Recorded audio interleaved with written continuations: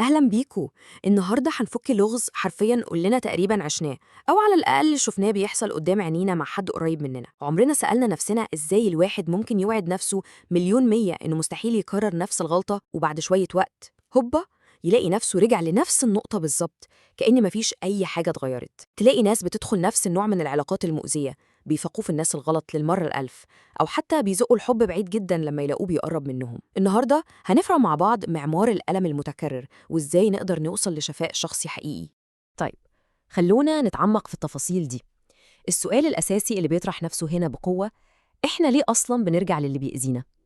في لحظات الهدوء كده الواحد بيسأل نفسه باستغراب شديد: ليه السيناريو ده بيتعاد دايماً؟ ليه بنبقى عارفين إن الطريق ده آخره وجع ومشاكل ومع ذلك بنمشيه برضه؟ أول أسطورة محتاجين ننسفها تماماً هي إن الواحد بيتكرر أخطائه عشان هو مثلاً غبي أو مش واعي للي بيحصل. لا، ده مش حقيقي خالص. القصة ملهاش أي علاقة بمستوى الذكاء. الفكرة كلها إن ورا كل سلوك متكرر في لغز أو شعور أعمق بكتير لسه ما تفهمش. الحقيقة إننا مش بنكرر الغلطة نفسها زي ما إحنا متخيلين، إحنا حرفياً بنجري ورا الشعور اللي اتعودنا عليه. العقل الباطن دايماً بيميل للي يعرفه حتى لو كان متعب جداً. الناس غالباً بتدور على إحساس مألوف، كأن النفس اتبرمجت على تردد معين وبتفضل تدور عليه في كل شخص وفي كل موقف. ليه؟ لأن ده ببساطة هو الشعور اللي بتعرف تتعامل معاه وتعيش جواه حتى لو كان بيوجع.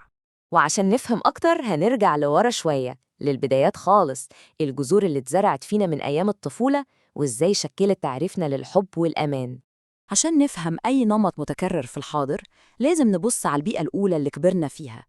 لو مشينا مع التطور الزمني ده بوضوح هنلاقي مثلا إن الطفل اللي بيكبر في بيت مليان توتر وخناق ممكن يتعود على القلق لدرجة إن الهدوء بيبقى شيء غريب ومريب بالنسبة له. ولما بيكبر ويدخل في المراهقة بيبدأ يدور بشكل مستمر على أي حد يأكد له قيمته، لأنه ببساطة ما سمعش كلمات دعم كافية. طب والنتيجة لما يكبر؟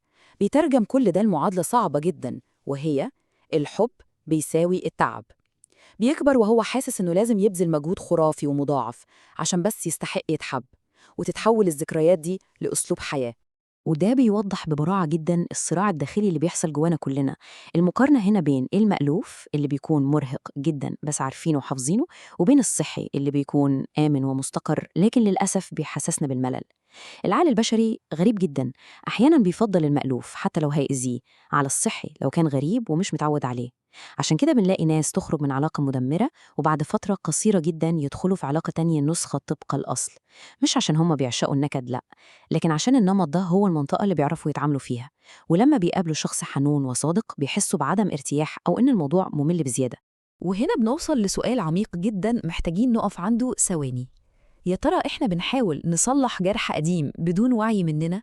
كأن النفس بترجع لنفس المشهد اللي اتأذت فيه زمان، مش عشان تتألم تاني، لأ، دي محاولة خفية ويائسة جدا عشان نعيد كتابة النهاية. جزء جوانا بيقول: يمكن المرة دي القصة تنهي بشكل مختلف، يمكن المرة دي هقدر أصلح اللي اتكسر. بس للأسف في الغالب النهاية ما بتختلفش، لأن الجرح الأساسي لسه مفتوح وما تعالجش. ودلوقتي هننقل على جزء تاني مهم جدا في تحليلنا، وهو الصدمات والضغط النفسي، وإزاي بيشتغلوا كمكبرات للصوت بتضخم سلوكياتنا. الخيبات القوية والضغط النفسي المستمر في حياتنا اليومية بيلعبوا دور كبير جدا إنهم يجبرونا نرجع لقواقعنا القديمة. الخوف بيخلي استجابتنا للصدمات تاخد أشكال عجيبة شوية، زي مثلا إن الواحد ينسحب بدري جدا من أي علاقة قبل ما يتعلق، أو الشك المستمر في كل تفاصيلة، أو إنه يفضل يختبر الناس اللي حواليه طول الوقت، أو حتى البرود العاطفي. بالمناسبة، البرود اللي بنشوفه في بعض الناس ده مش دايما بيكون قسوة إطلاقا، ده أحيانا كتير بيكون عبارة عن تعب قديم ومخزون من الإرهاق العاطفي. هم بيبعدوا عشان مرعوبين يمروا بنفس الوجع من تاني. الجملة اللي قدامنا دي وزنها العاطفي تقيل جدا، لأن الاقتراب كان مكلفا جدا. لما نستغرب ليه في أشخاص بتبان بعيدة ومقفولة على نفسها بضبة ومفتاح، دي غالباً بتكون الإجابة الحقيقية اللي مستخبية جواهم. الشخص اللي قفل بابه ده هو في الأغلب حد فتح علبه على آخره في يوم من الأيام وكان صادق جداً، بس اتخضل وندم أشد الندم. قفلة الباب هنا مش قسوة ولا انعدام إحساس، دي آلية دفاعية. ده الشخص بيحس أكتر من اللازم، والقرب بقى تمنه غالي جداً على طاقته النفسية وما بقاش قادر يدفعه تاني. وفي أوقات الضغط العالي الميكانيكية دي بتشتغل أوتوماتيك. تخيلوا كده، الضغط النفسي أو الإرهاق بيخلي العقل يدور على أسهل وأسرع طريق، مش الطريق الأصح. العقل لما بيكون مجهد مش بيفكر في الحلول الصحية اللي محتاجة مجهود ووقت، لأ، ده بينزلق فوراً للعادة القديمة اللي حافظها. وده بيفسر لينا إحنا ليه في لحظات التعب الشديد بنرجع نأجل شغلنا أو ننسحب أو حتى نرجع لعلاقات سامة وعادات كنا حالفين ما نعملهاش تاني. ده مش فشل، ده ببساطة عقل متعب جداً بيدور على أكتر حاجة يعرفها ويرتاح فيها. طيب كفاية تشخيص لحد كده، ندخل بقى على مصير الشفاء والوعي والفرق الجوهري بين إننا نفهم المشكلة عقلياً وبين إننا نتعافى منها بجد. دلوقتي المثير للاهتمام جدا في الكلام اللي قدامنا ده هو النقلة الحيوية في الطريقة اللي بنتكلم بيها مع نفسنا. شوفوا الفرق الشاسع بين واحد بيقول بالقسوة الشديدة أنا دايما بخرب حياتي، وبين واحد تاني بيقول بوعي وتفهم في شيء بداخلي بيحاول ينجو بالطريقة اللي اتعلمها زمان. الجملة التانية دي مليانة رحمة ووعي بالذات بشكل مش طبيعي. الشفاء الحقيقي بيبدأ في اللحظة اللي منبدل فيها جلد الذات القاسي بتفهم لطيف ورحيم للطرق اللي نفسنا استخدمتها عشان تحمينا.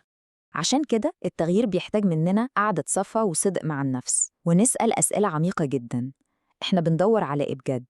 هل إحنا بنكرر الطريق ده عشان خايفين من الوحدة؟ ولا عشان مرعوبين من القرب أصلاً؟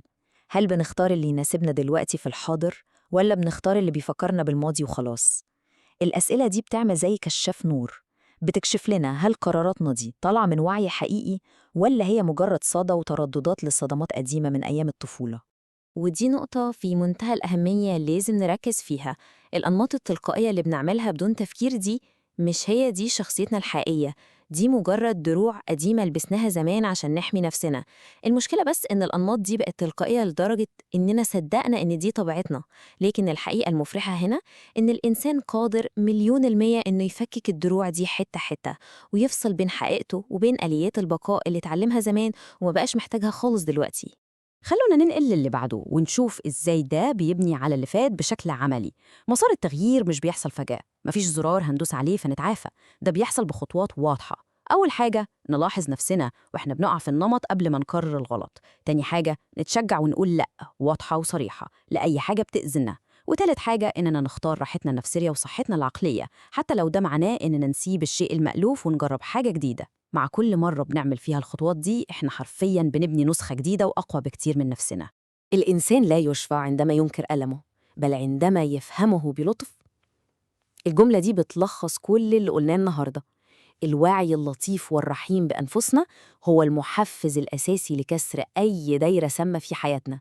إننا نشوف نفسنا بوضوح من غير ما نكرهها ونحكم عليها بسبب أخطائها، وإننا نستوعب مشاعرنا ونطبطب عليها، هو ده المفتاح السحري لبداية التغيير الحقيقي والشفاء العميق. وفي النهاية خلونا نقف قدام السؤال ده ونسيبه يرن في دماغنا شوية. يا ترى النمط المتكرر المرهق اللي عايشين فيه ده كان بيحاول يحمي إيه جوانا طول السنين دي كلها؟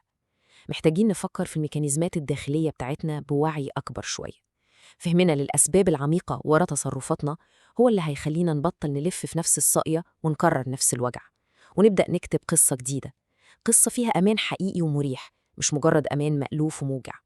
التأمل في السؤال ده ممكن جدا يكون هو أول خطوة حقيقية في رحلة الشفاء. بشكركم جدا ونتقابل في موضوع جديد.